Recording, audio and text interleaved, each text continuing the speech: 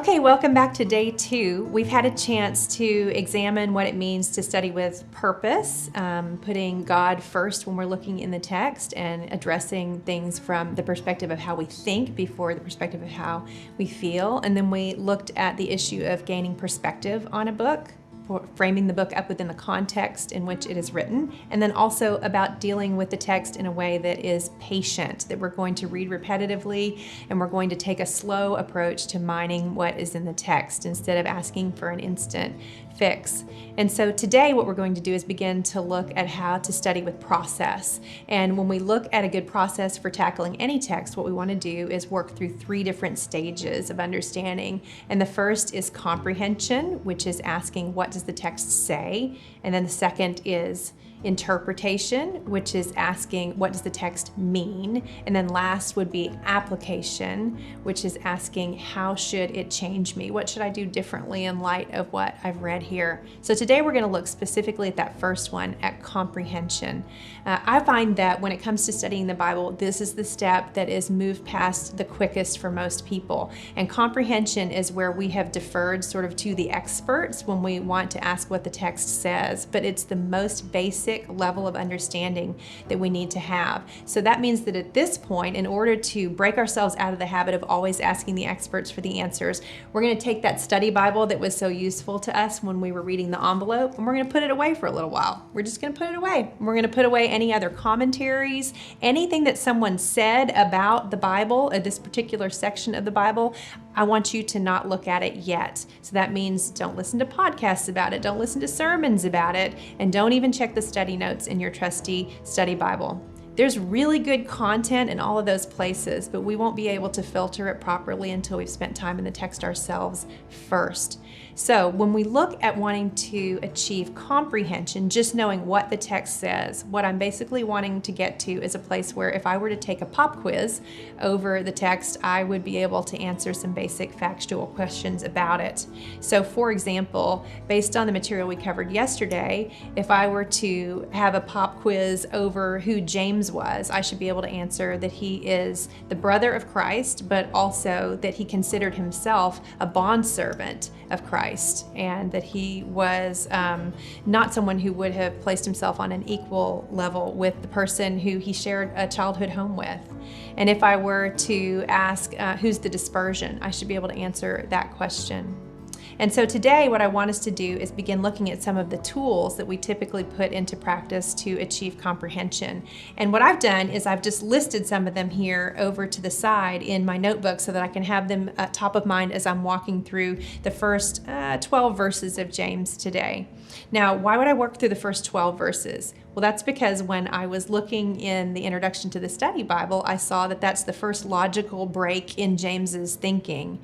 Now, over time, you might start developing your own sense of an outline for the book of James, but when you're starting out, it really is okay to defer to someone else's up front. So just looking at the first 12 verses, what I want to be doing is considering what attributes of God am I seeing in the text? So what am I learning is true about God?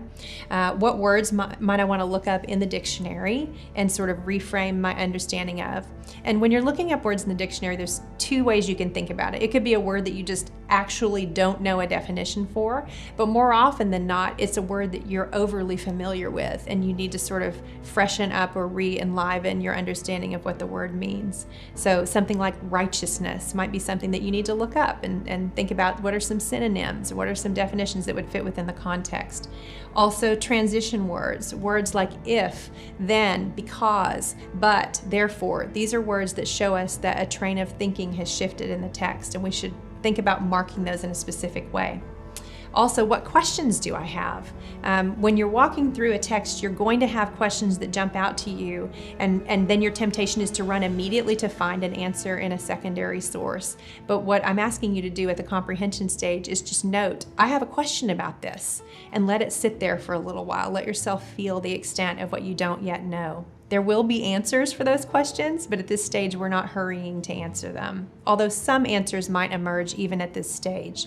And then lastly, where is a verse that I might want to check in another translation because it seems a little clunky or hard to follow in this particular translation? So let's just take a look and see what we can pull from these first 12 verses. We've already covered verse 1, and you'll see I left some notes on here from what we talked about yesterday that I just would want to remember when I look back at the text, that James says he is a servant of God versus a brother, that he says that Jesus is the Lord Jesus Christ versus just Jesus. Any observation you want, you are welcome to write in here that will be helpful to you. You're allowed to write wrong things. You're allowed to cross things out. This is a stage for learning. It is not a place for you to have some perfectly crafted, artistic and beautiful illumination of the text. This is you being a student. So you may remember too that I mentioned yesterday that there were 54 imperatives, commands that are given in the text. So the first thing I'm going to do as I go through these 12 verses is just see how many of those I can find. And I'm going to mark them with an orange highlighter because I really want them to stand out. So there's one right off the bat. Count it all joy, my brothers. So I'll mark that one. When you meet trials of various kinds, for you know that the testing of your faith produces steadfastness. And let steadfastness have its full effect, that you may be perfect and complete, lacking nothing. Okay, well, before I can mark some more in orange, I've got some questions that have popped up here because it says, when you meet trials of various kinds. Okay, well, that makes sense to me because I know that he's addressing people who are being persecuted. So he's coming right out of the gate, addressing them as family and addressing a primary concern for them. It says that you know that the testing of your faith produces steadfastness. Okay, steadfastness, that's a word I think I want to look up. So I'm just going to write steadfast over here. And I'll look it up in just a minute. There it is repeated again. Let steadfastness have its full effect, that you may be perfect and complete, lacking nothing. Now, if you've read through the whole letter of James, which I would expect you would have a few times at this point, you know that this theme of steadfastness is going to come up in more than one place. And it's apparently something that is going to have a yield for us. It's going to make us perfect and complete, lacking in nothing. I don't know about you, but that would be a question for me. How can I be perfect and complete? I mean, how can any human be perfect? How can I be lacking in nothing? That doesn't make a lot of sense to me initially, so I'm going to come back to that. Then he says, if any of you lacks wisdom, let him ask God. There's another one of those imperatives. Let him ask God, who gives generously to all without reproach, and it will be given to him. Wait, did you see that an attribute of God just emerged from the text there? What was it? Generously.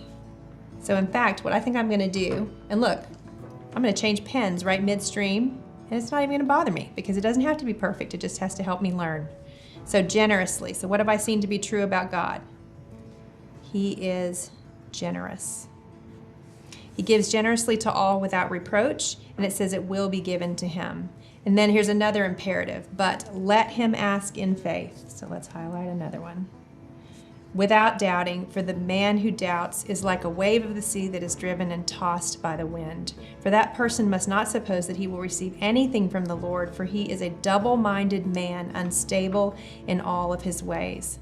Now, this phrase double-minded man is an interesting one because since we will have read through the book already a few times, we know that there are actually some other pairs that are going to show up. James enjoys pairing things. He's going to talk about two kinds of wisdom. He's going to talk about two kinds of speech, two kinds of prayer. And so you might want to just keep track of the doubles as you go through, and you might mark them in some special way, like 2x, 2 times. Double-minded man, unstable in all of his ways. Let the lowly brother boast in his exaltation.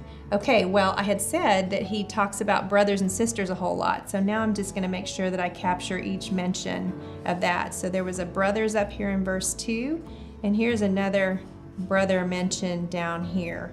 Let the lowly brother boast in his exaltation, and the rich, we have an implied brother here, so I'm just going to go ahead and mark it as though it's there. The rich brother in his humiliation. And did you catch that? There's another imperative. Let the lowly brother boast in his exaltation, and let the rich in his humiliation.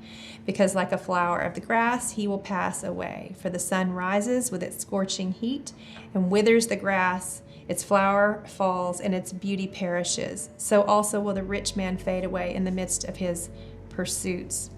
Well, there's a lot that I could probably think about in here, but just initially, I'm looking at it and I'm not really understanding what he means when he says, let the lowly brother boast in his exaltation and the rich in his humiliation. I think that is something that I'd like to look up in a different translation and see if I can clarify his meaning. So I'm going to come back to that. I'm just going to write a little question mark out here so that I can come back and look at it in just a minute. So he's giving us a contrast there between the rich and the poor, which is also something that he's going to continue throughout the book. So you might write over here, rich and poor, so that when you see it again later on, you can write the same thing out in the margin, and you end up being able to flip through this and have sort of a visual representation of the structure of the letter in a way that can be really helpful to understanding his arguments. Then down in verse 12, he says, blessed is the man who remains, there's that word again, steadfast under trial. You know what? I've seen steadfast so many times that I'm going to choose a color to mark it in. And what I'll do sometimes to make it more visually prominent is I make the first letter a capital, like this. Blessed is the man who remains steadfast under trial, for when he has stood the test, he will receive the crown of life, which God has promised to those who love him. Now I said this was the logical end of the thought, the first thought that James has in the letter, and so I usually mark them like this. I put a little slash there. Sometimes they occur at natural breaks and sometimes they don't, so you can keep an eye on that when you're looking at an outline of the book. So the attribute of God that I saw come out of these first few verses was that God is generous. But there might be a few other things here as well that we can pull out when we start to look a little closer. So I might now look up the word steadfast and see if I learn anything that helps with my understanding. So I just get my phone out and I'm going to go to an online dictionary and put in the word steadfast, and it says firmly fixed in place or immovable. It also says not subject to change. And then another definition for it is firm in belief, determination, or adherence. And so based on the context here, I might come up with a synonym for the word steadfast, or just write out a definition like firm in belief. I think that's kind of a nice place to start. But let's go back up to verse 2 and see if we can gain a little bit more insight into this phrase, count it all joy, my brothers, when you meet trials of various kinds. Because that can be a pretty upsetting verse to people who are in the middle of a trial and they're thinking, you want me to just put on a happy face in the middle of all of this?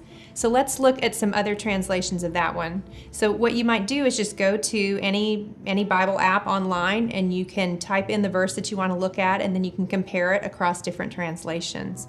So here's James 1:2 in the New International Version. It says, consider it pure joy, my brothers and sisters, when you face trials of many kinds. The New Living Translation says, dear brothers and sisters, when troubles of any kind come your way, consider it an opportunity for great joy. So that's kind of a helpful nuance there. Christian Standard says, consider it a great joy, my brothers and sisters, whenever you experience various trials. So by comparing these different translations, you begin to see that what James's point is not that you should feel joy in the moment, but that you should see that trials are going to be ultimately for our good, and that can be a source of joy, that nothing is lost. So we notice that they bring about steadfastness. Now, steadfastness is an attribute that I can take on, but who else is it an attribute for? It's an attribute for God. God is steadfast toward us. So I'm going to take my pink pen and I'm going to note that steadfast is another attribute of God. So I've got a couple questions that I want to look at. I want to try to understand how the lowly brother might boast in his exaltation and the rich in his humiliation, but I'm going to save that for when I start thinking about interpretation. And then I also have some things that I've marked that are things that I'm just observing and trying to get under my skin.